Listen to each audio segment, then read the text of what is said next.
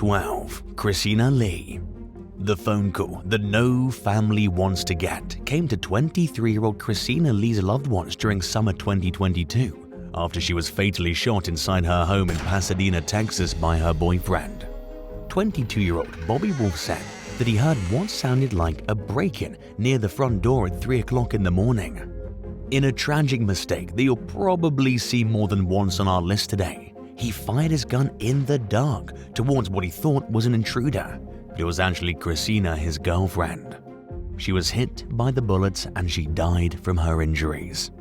During the initial aftermath of the tragedy, a spokesperson from the police department told ABC News that Wolf was working closely with law enforcement. At the time, investigators were trying to figure out whether the evidence at the crime scene supported the young man's claim that the shooting was an accident. Christina's family had a much different reaction though. The moment they'd heard of their daughter's death, they immediately turned against the young man, suspecting Wolf of foul play. One relative even claimed that Christina had recently accused Wolf of stalking her everywhere she went, and that she was trying to distance herself from him in the weeks leading up to her death. They were quick to accuse Wolf of making up a story about an intruder as a cover-up for what they suspect was an intentional and deliberate act of violence. After the investigation, authorities officially charged Wolf with manslaughter. He remains in custody to this day on a $250,000 bond while awaiting the next steps in the case. The young child that he and Christina shared together is now being raised by family members, who are now fighting with one another in family court over who should have full custody. 11. Nadejah Jemeniqua Presley. Not long after 1 a.m. one morning back in May 2019, Jermaine Presley was woken up by the sound of his 23-year-old daughter, Nadejah Jemeniqua Presley, walking into his Greensboro, North Carolina home. Thinking someone was trying to break in during the middle of the night, he instinctively grabbed his gun from its hiding place and fired 2 shots right as Nadejah was opening the door. The young woman was declared dead at the scene. Nadejah had a key to the house, but news reports have conflicting claims about whether or not she actually lived at the property before her death. According to local news station WYFF4, Nadejah was there to drop off some food she made for her father. Other sources described the property as Nadejah's home, not her dad's.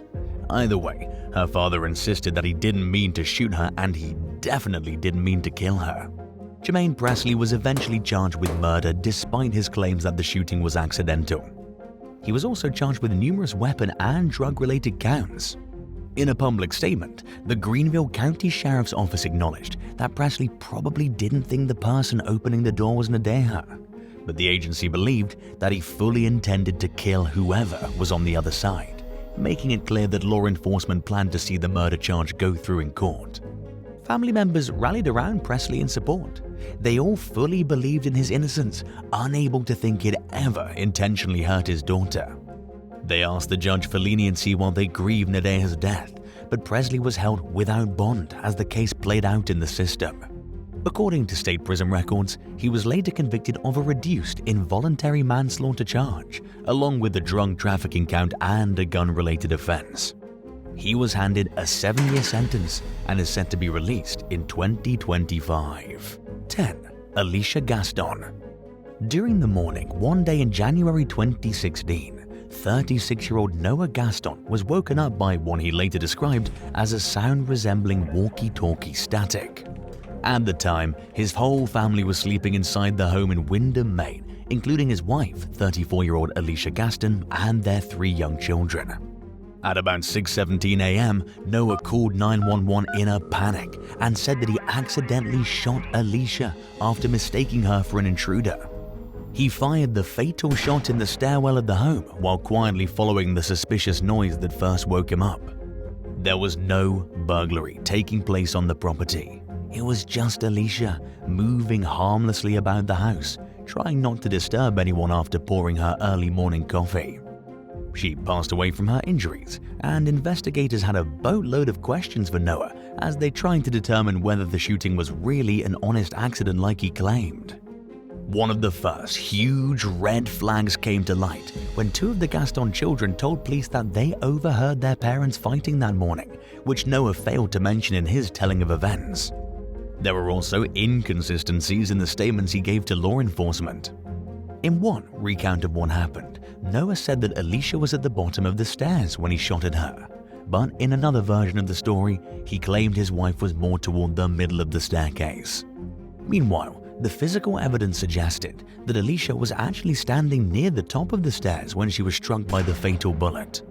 This meant that she was more than likely just a few feet away from Noah when he decided to pull the trigger, making it difficult to believe his claims.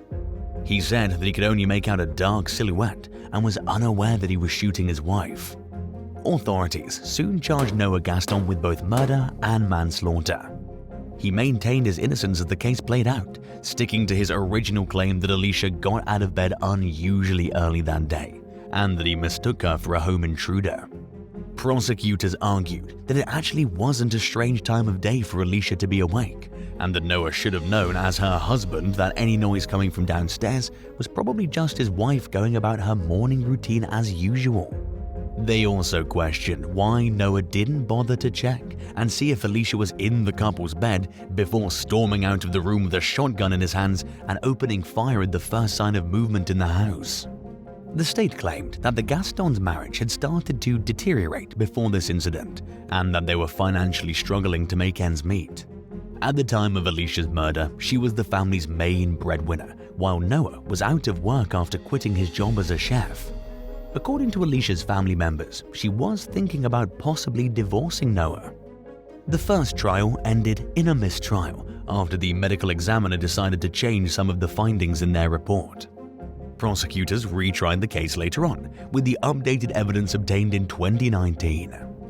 During the proceedings, people were quick to notice a distinct lack of emotion coming from Noah, which emergency responders also observed on the day of the shooting. For someone who just accidentally killed his wife, you'd think he'd be more emotionally invested.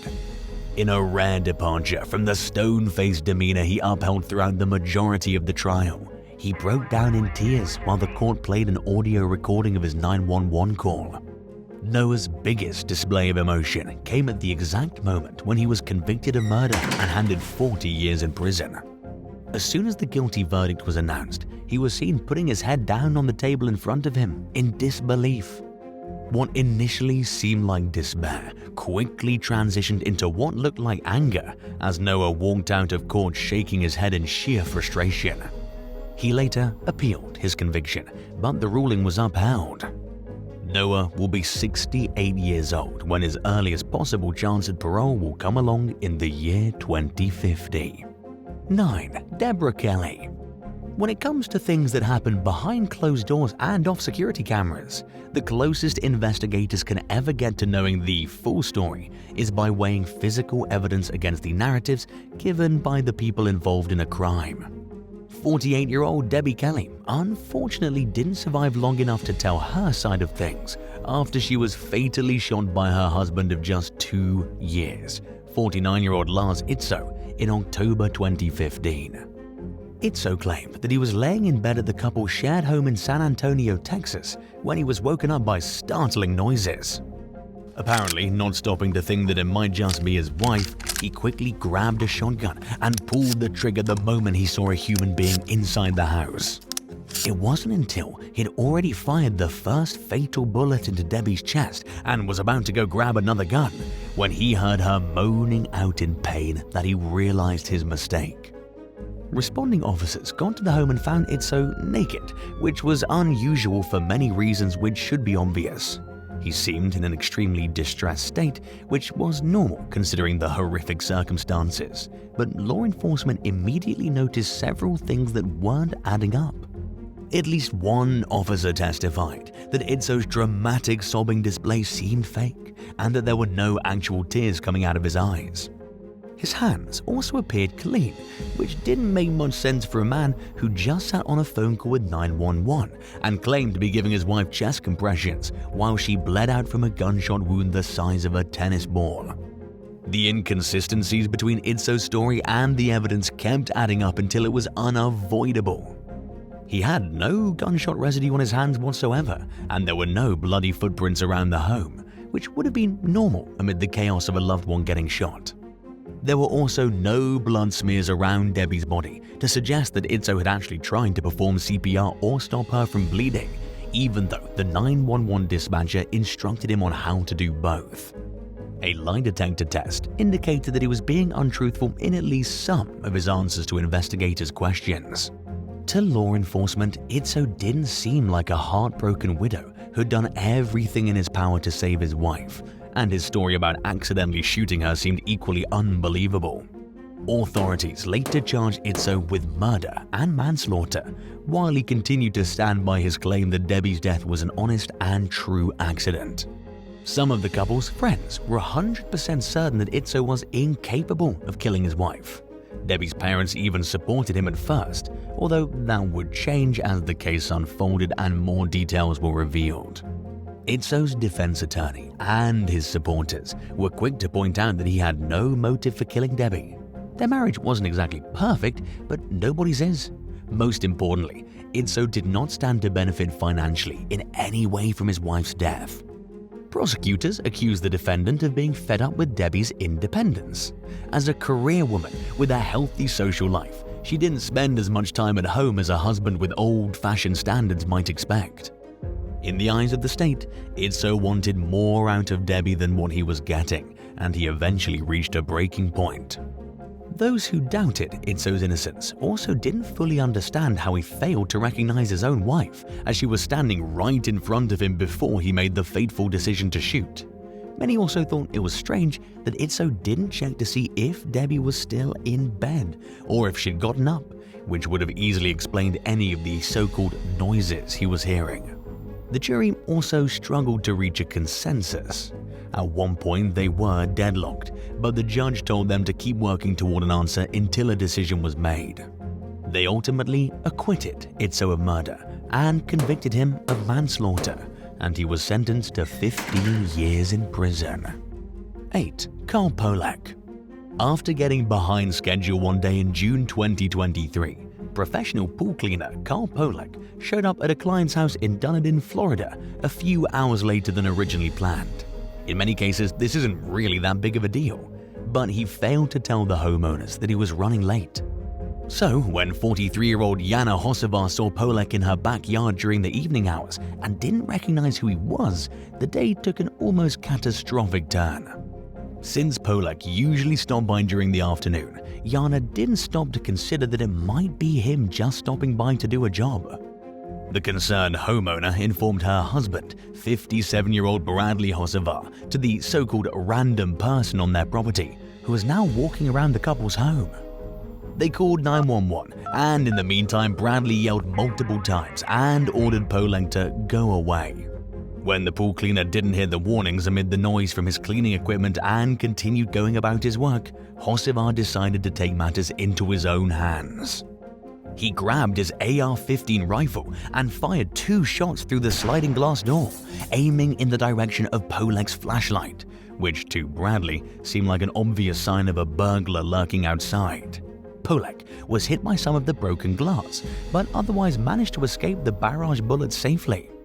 Still, under the impression that an intruder was walking around in his yard, Bradley continued firing away, discharging over 30 rounds in just a minute and a half. Florida is both loved and hated for its lax gun laws, which lean heavily in favor of a person's right to defend themselves and their property with lethal force if necessary.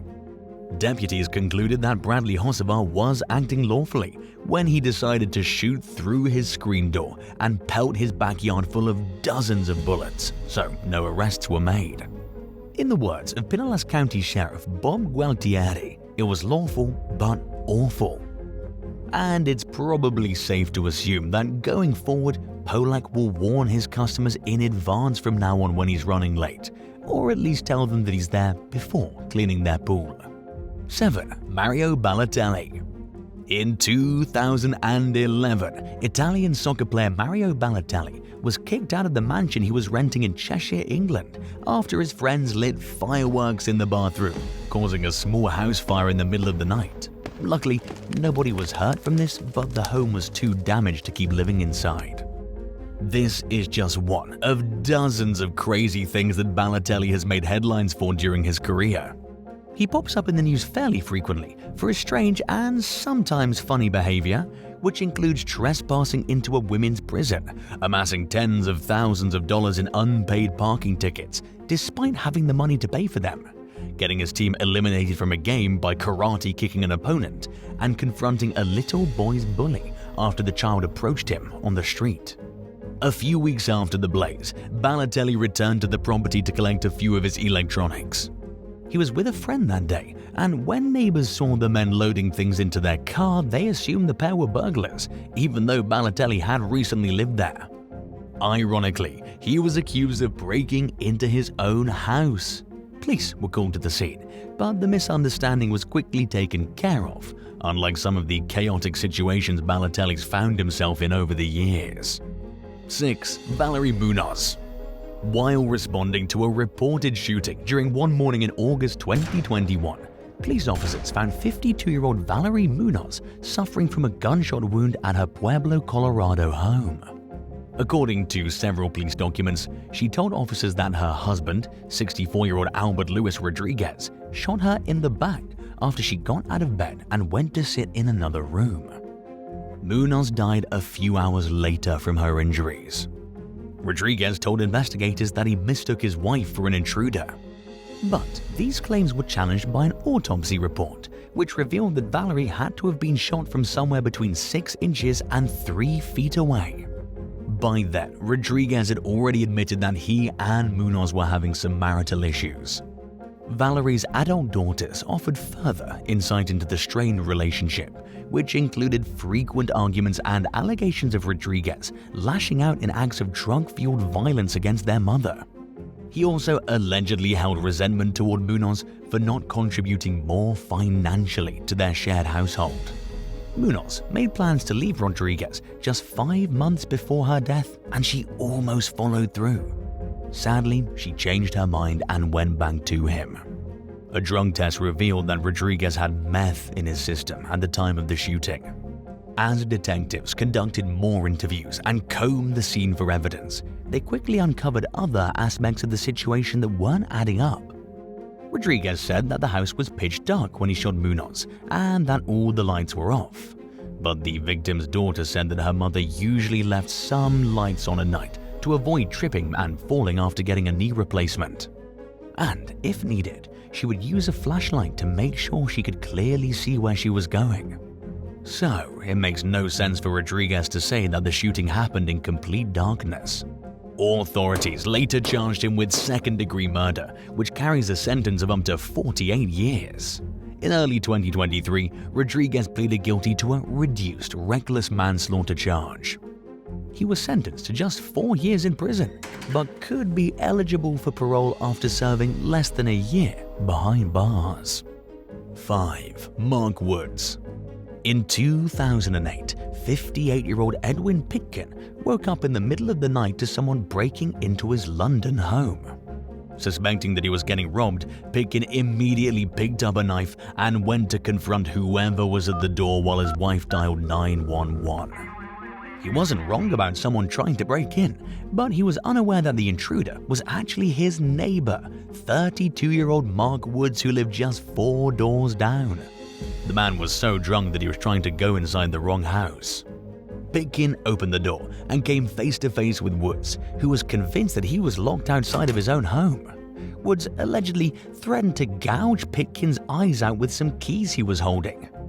During a brief scuffle that ensued, Pitkin stabbed Woods in the chest.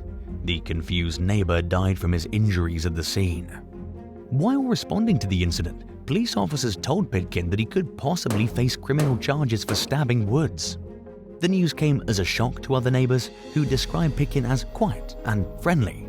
Pitkin decided to hire a lawyer just in case. The attorney told the press that his client was devastated by the outcome of the fatal encounter.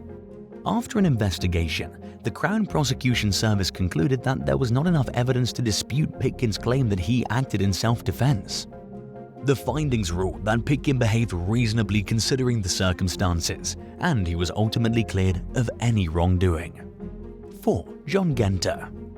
Early one morning back in 2001, 28-year-old Felicia Genter and her husband, 35-year-old John Genter, were woken up by a sudden noise at their mobile home in Pasco, Florida. They quickly got out of bed to investigate, and John picked up 2 handguns, one for himself and one for Felicia. He told his wife to stay inside the bedroom with the door locked while he went outside to check things out. A few minutes after John left, Felicia heard the front door open again. She saw a shadow under the bedroom door and called out her husband's name twice.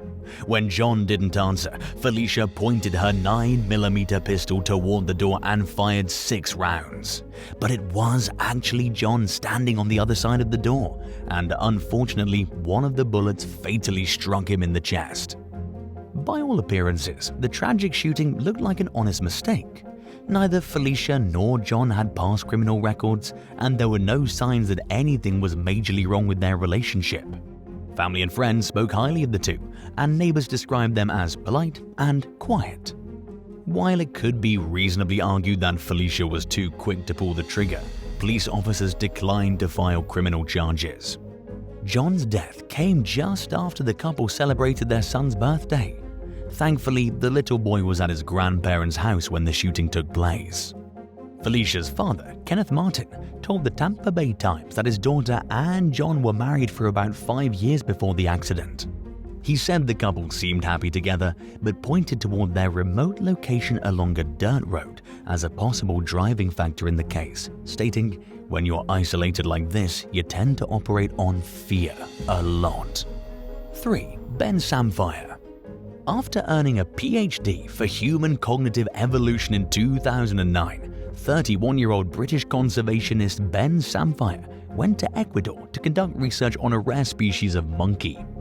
The project was tragically cut short when Sapphire was fatally shot in the back near a coastal village about 100 miles west of Quito. At the time of the killing, Sapphire and a colleague were out in the wilderness observing wildlife and taking photographs. There was initially no outward motive for the seemingly unprovoked murder. During a manhunt for the suspect, members of law enforcement told the press that they thought Sapphire may have unknowingly strayed onto private property and been mistaken as a trespasser by the landowner.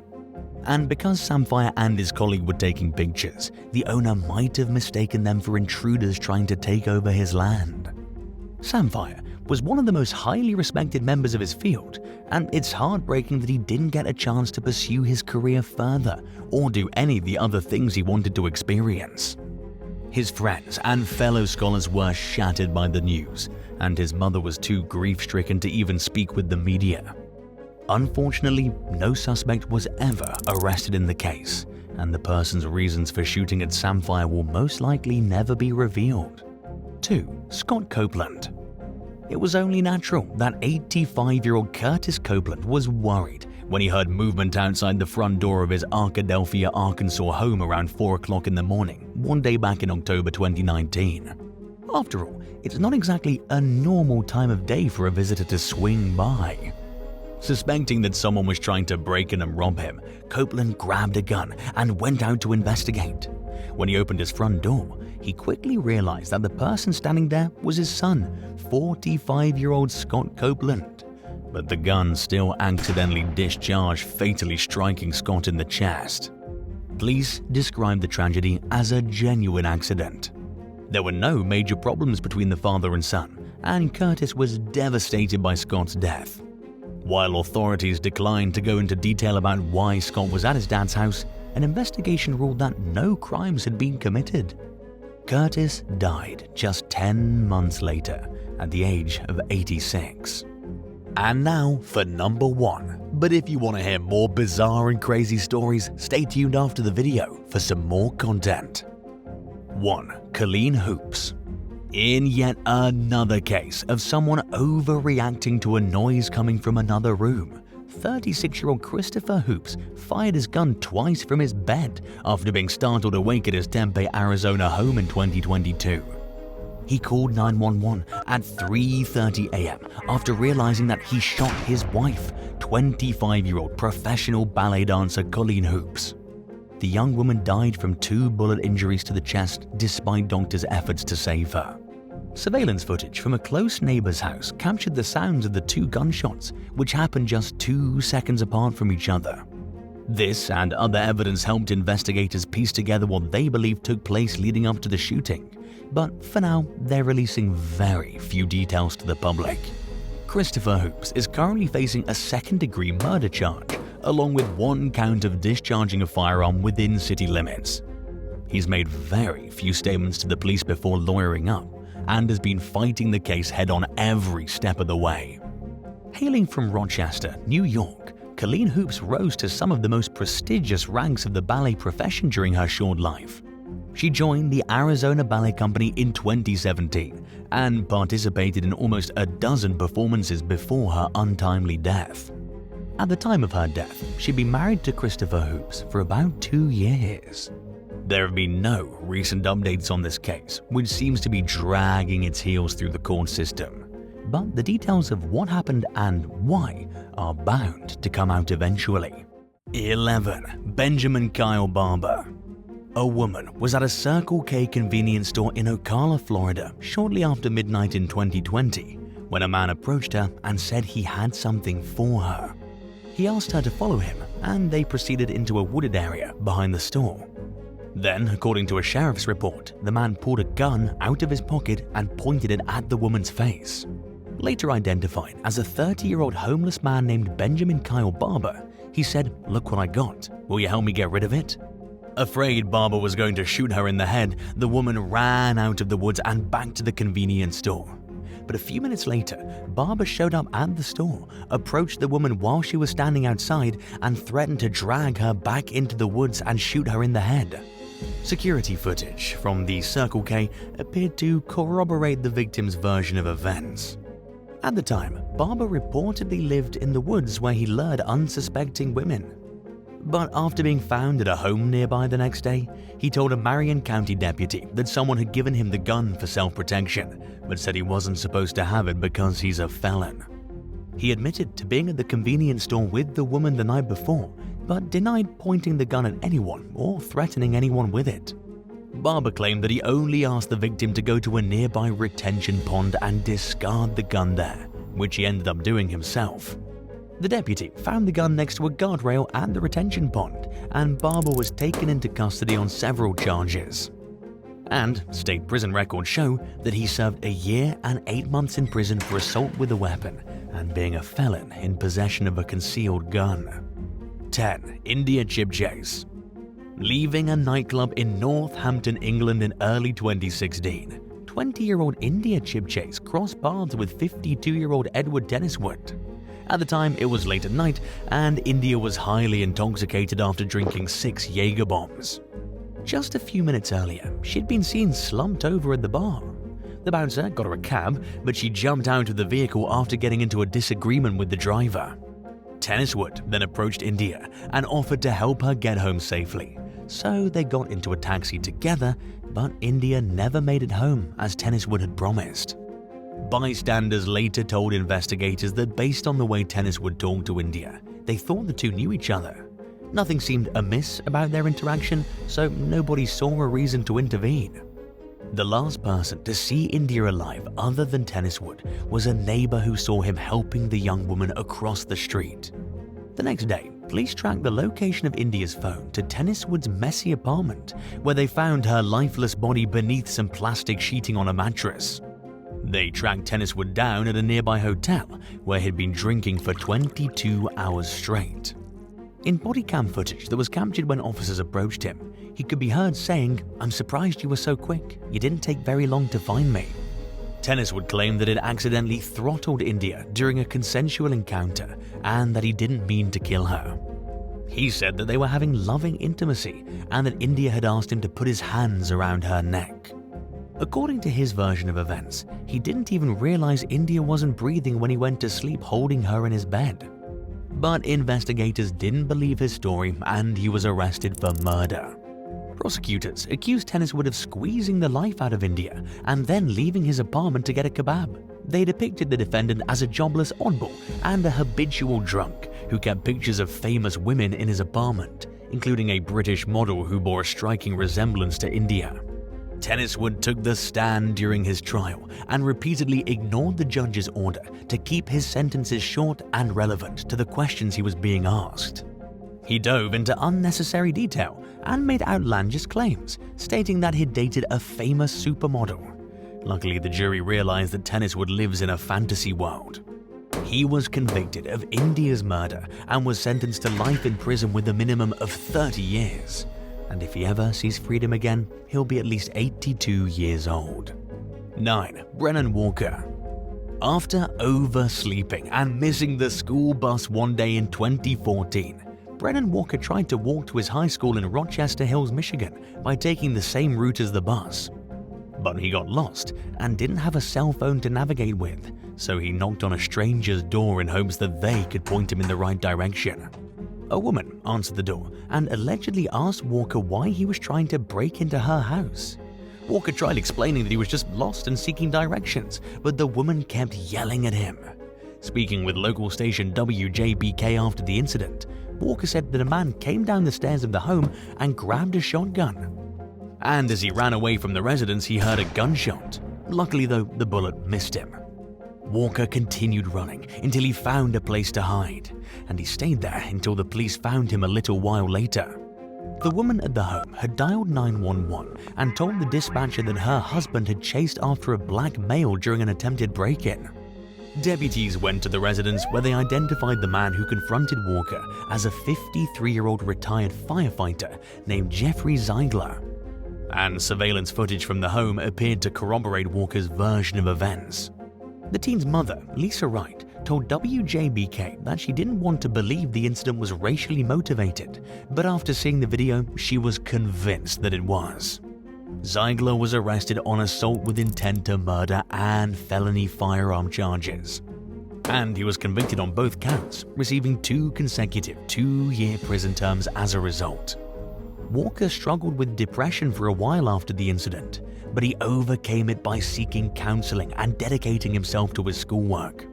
He graduated from high school a year early and moved to Miami for college after being accepted by 11 universities. Speaking with Fox 2 Detroit, the young man said he wanted to get away from the familiarity of living in a place where he knew a lot of people. Walker said that he wanted to start over in a new place, surrounded by new people. 8. Harrygershman. On the morning of July 3, 2020, 45-year-old doctor from California named Harrygershman and his teenage son Jack took their new Jeep Wrangler off-roading in Tahoe National Forest. They got lost though while driving down an unfamiliar dirt road and stopped to ask the driver in the vehicle behind them for directions.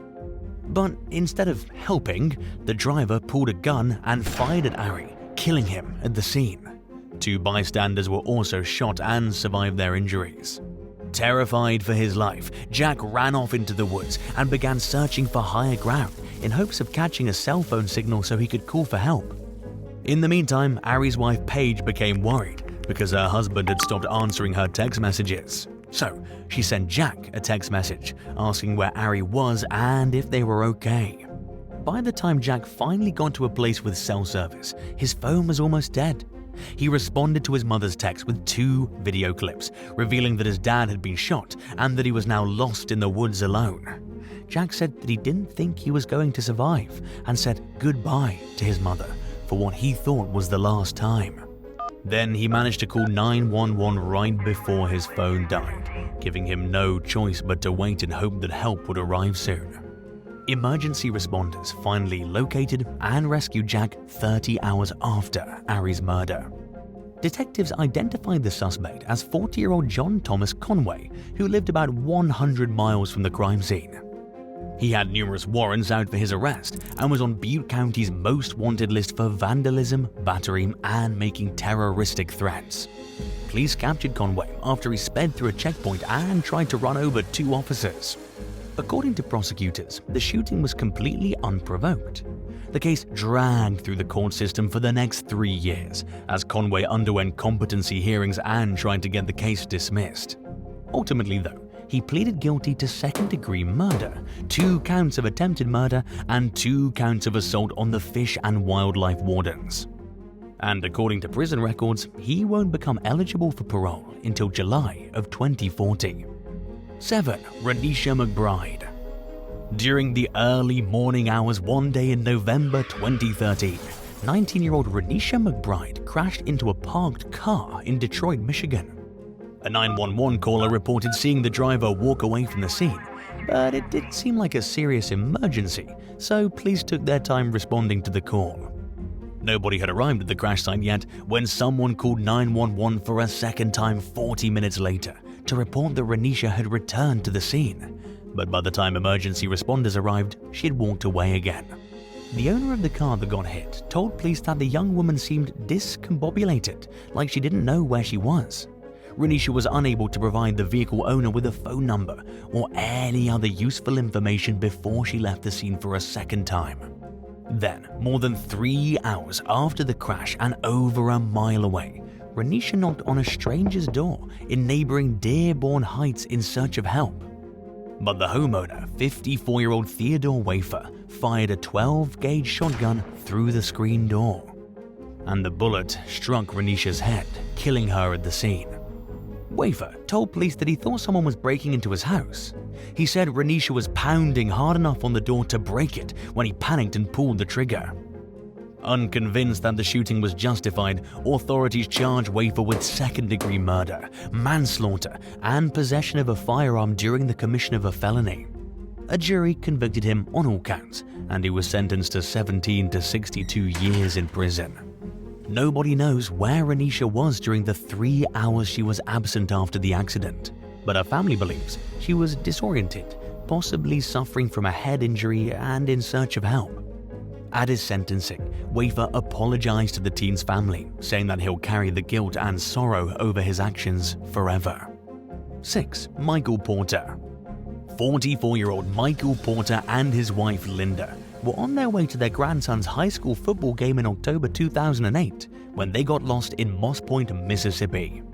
Michael pulled into the parking lot of a gas station to ask for directions, but before that could happen, he was ambushed and attacked by a group of young men.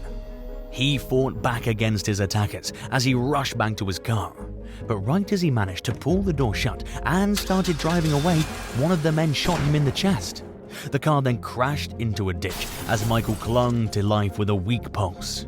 Linda ran to a home nearby to ask for help, but when she returned to the vehicle, her husband no longer had a pulse. As an experienced nurse, Linda could tell that the life had been sucked out of Michael. Emergency responders rushed him to a nearby hospital, but it was already too late. The senseless murder left Linda's life in tatters, and she worried that the police would never catch the killers and bring them to justice. But they did, and authorities prosecuted the 3 teenage suspects as adults in the capital murder case. The accused gunman Darwin Wells was the first of the defendants to go on trial. Days after the shooting, he told police that he'd asked Michael Porter for $1 because he was thirsty. He said that Porter didn't respond, so he repeated the request, at which point Porter appeared to become scared and tried to get away from the teen. Wells claimed that when he pulled the gun out of his pocket, he thought it was jammed. However, it accidentally went off and struck Porter. And in the end, he was found guilty and was sentenced to life in prison. One of the other suspects, Alonzo Kelly, testified in court that Wells and another defendant, Tevin Benjamin, mentioned needing money when they met up that day. Wells said he would hit a lick, which meant he'd get cash any way possible, regardless of whether it was through legal means or not. As the group walked to the convenience store, Kelly decided to turn back because they always seemed to get in trouble when they went to that area. He then claimed that he heard the gunshot as he was walking away. Kelly pleaded guilty to being an accessory after the fact and spent 11 months behind bars. Terry Hyde Jr. also denied involvement in Porter's murder, claiming that he was walking in the opposite direction of the convenience store with Kelly when the shooting occurred.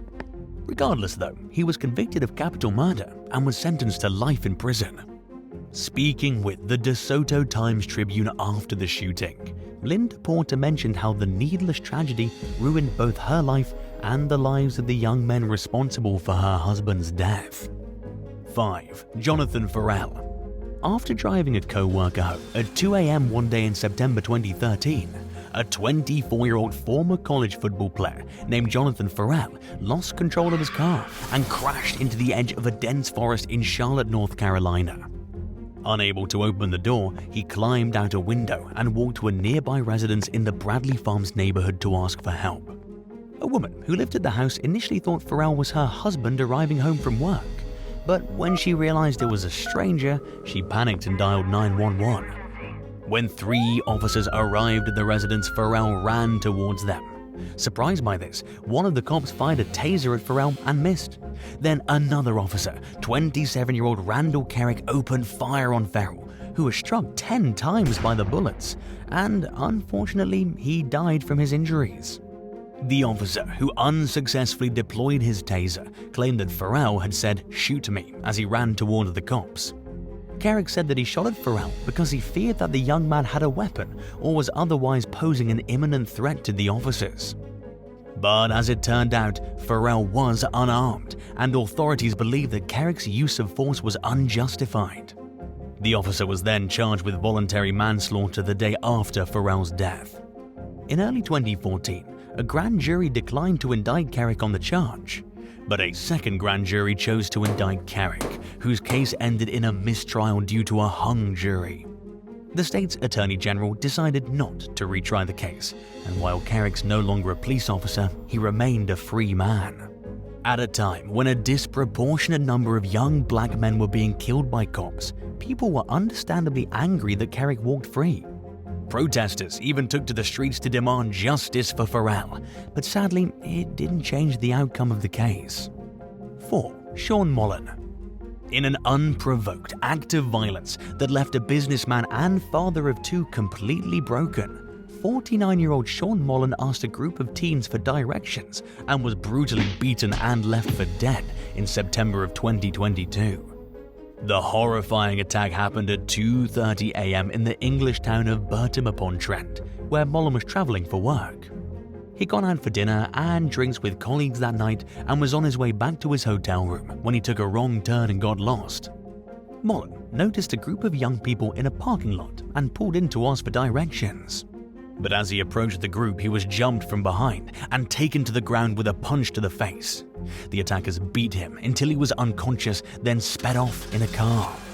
And when Mullen regained consciousness, he called his colleagues, who rushed him to a nearby hospital.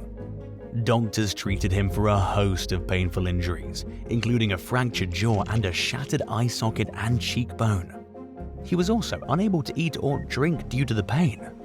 And after the swelling went down, he was forced to undergo surgery to repair some of the damage.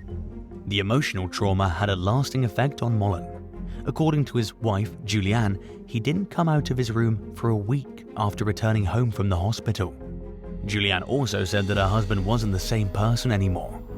Even the smallest sudden noises sent him into a panic, and he didn't want anyone to touch him.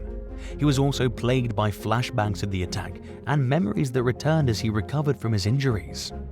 The attackers didn't rob Mullen, making it appear as though their motive was simply to assault someone for the fun of it.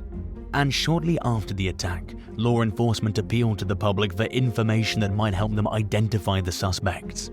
But unfortunately, they still haven't been caught. 3. Trio terrorized in Toronto.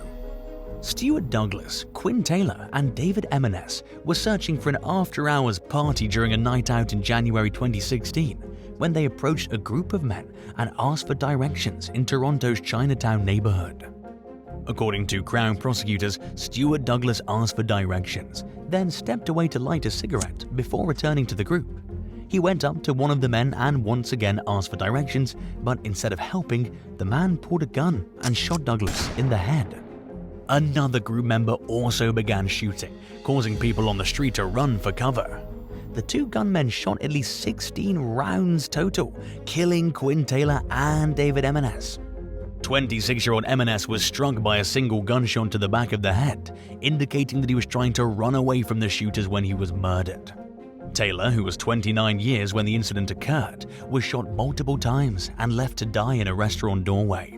Douglas, who was out celebrating his birthday that night, miraculously survived his injuries, along with 2 others who were shot in the hail of gunfire.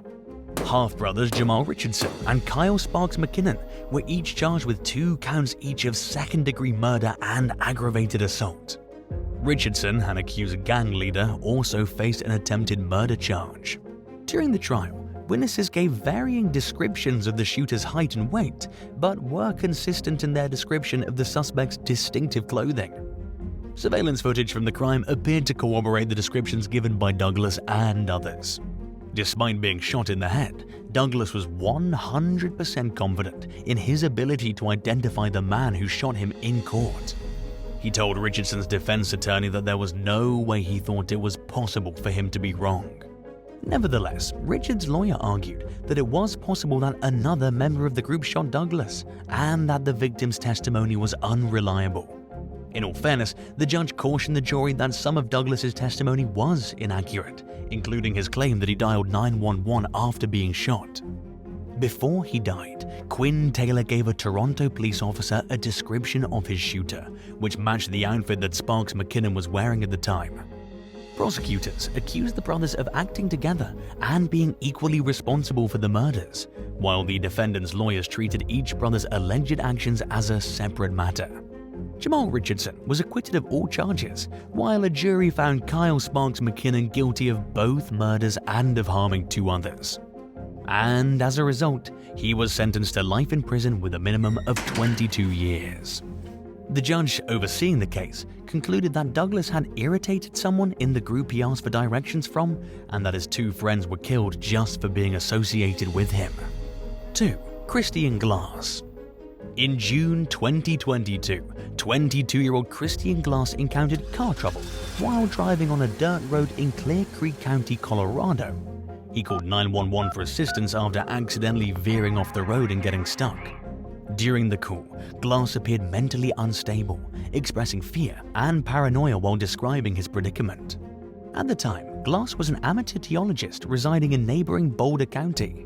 He mentioned having items including knives in his car from a recent trip to Utah, which could be perceived as weapons. But despite his reassurances that he wasn't dangerous and would keep his hands visible, Glass sounded distressed. Upon the 911 operator's request, deputies were dispatched to the scene after being warned about Glass's unstable behavior. Upon arrival, Glass offered to dispose of the potentially dangerous items, but the deputies instructed him not to do so and asked him to exit the vehicle. The man kept his hands visible, but he said he felt unsafe leaving his car. An hour-long standoff ensued, with Glass refusing to comply with commands to exit the vehicle. During the interaction, he displayed erratic behavior, making gestures like forming a heart shape with his hands and blowing a kiss to an officer. And as the situation escalated, officers from multiple agencies arrived on the scene. Sadly, the encounter took a tragic turn when an officer climbed onto the hood of Glass's car and others broke the passenger side window. In response, Glass grabbed one of his knives and refused to drop it, prompting officers to fire beanbags into the car. Even after being tased, Glass clung to the knife, leading to Deputy Andrew Bowen shooting several rounds at him, resulting in his death. The following day, an official statement claimed that Glass had attempted to stab a deputy before being shot. Glass's parents accused law enforcement of their son's murder and called for criminal charges against Deputy Bowen, who was back to work shortly after the incident. Police outcry was further fueled by body cam footage that raised concerns about the officer's use of excessive force. Deputy Bowen was eventually fired from his job due to an unrelated incident. And in the end, Glass's parents received a $19 million settlement from various local governments, marking the largest settlement for a police killing in Colorado history. 1. Marshall Curtis Jones. In January 2022, a family's worst nightmare unfolded in Oakley, California, when 24-year-old Alexis Gabe failed to return home after spending time with her ex-boyfriend, 27-year-old Marshall Curtis Jones. The family reported her missing the following morning, and her abandoned vehicle with the keys still in the ignition was discovered on the roadside. Evidence swiftly pointed towards Jones as the likely person behind Gabe's disappearance. Police found a small amount of Gabe's DNA in Jones's shower, with the shower curtain missing. Additionally, surveillance footage captured Jones disposing of a large, heavy garbage bag in his mother's garage and staying at various locations after Gabe went missing, which only fueled suspicions that he was involved. As time passed, it became increasingly evident to law enforcement and Gabe's family that she might have been killed. Despite not finding her body, they treated the case as a homicide and focused on Jones as the primary suspect. Approximately 4 months later, Jones's mother, Alicia Coleman Clark, was arrested for aiding and abetting. And at the same time, authorities pursued a murder charge against Jones. However, on June 1st, during an attempt to arrest Jones at an apartment building in Seattle, he was fatally shot by law enforcement when he charged at them with a knife. The district attorney also dropped the case against Alicia Coleman Clark, causing outrage among those who believe she may have critical knowledge about the location of Gabe's body or even assisted in covering up the murder. And additional suspicions arose when Coleman Clark was seen accompanying her son to buy a new phone just 2 days after Gabe's disappearance. A friend of Jones came forward about a month after his death, revealing that Jones had contacted him about 2 weeks before Gabe vanished, discussing thoughts of killing her and seeking advice on where to hide a body. The friend initially thought Jones was joking, but later realized the seriousness of the conversation. Unfortunately, though, it was too late to hold Jones accountable for his actions. Authorities released copies of letters written by Jones containing directions on where to dispose of Gabe's body. But despite conducting searches based on the information, no remains were found. It wasn't until November 2022 and January 2023 that partial remains of Gabe were finally discovered at 2 remote locations. But currently, no charges have been brought against Jones's mother, which means the investigation continues. Thanks for watching. If your partner mistook you for an intruder and accidentally shot you, would you ever forgive them, or would you be suspicious that they wanted to hurt you? Let us know in the comments below.